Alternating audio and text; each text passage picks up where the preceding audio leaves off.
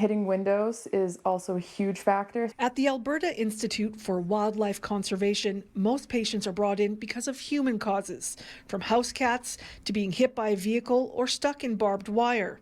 The centre takes in animals from across the province. We do outreach as well, so a huge part of our mission here is to make sure that the public understands what they can do to help wildlife before it goes through our doors, and how we can actually hopefully reduce the amount of patients that are coming through our doors that way. Wildfires that burned out of control in Canada this past summer have wildlife victims that need to be saved.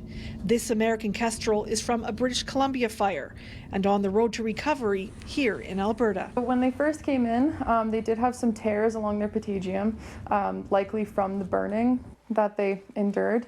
So with that one, we did daily wound care for approximately 2 to 3 weeks on him, just to try to get him through. We started him, we did broad spectrum antibiotics, as well as some pain medication, just to keep him calm and to help reduce the pain from what his wounds were. The AIWC has cared for over 1,600 animals in 2023, each needing special care in the hopes that it will survive and be returned to the wild. We see it as a responsibility to care for these animals and release them back into the wild, and it can make a huge impact, particularly for animals that are long-lived, don't reproduce very often, animals like bears and bats, as well as we have cared for some threatened species this year, and those individuals really matter. The scope of what the centre does to care for each animal is impressive, like this goose enclosure complete with a pond, or how the centre takes care of animals like a bear cub, using imprinting gear so they don't become used to human contact. So with those ones, we have like full jumpsuits, we wear masks, and normally like hats in with them as well,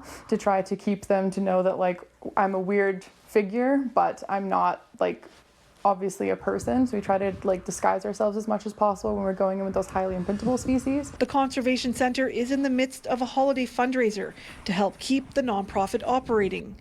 Give the Gift of Saving Wildlife is hoping to raise $85,000 by the New Year's deadline. So far, they've raised just under $34,000. In Madden, Alberta, Danina Falkenberg, City News.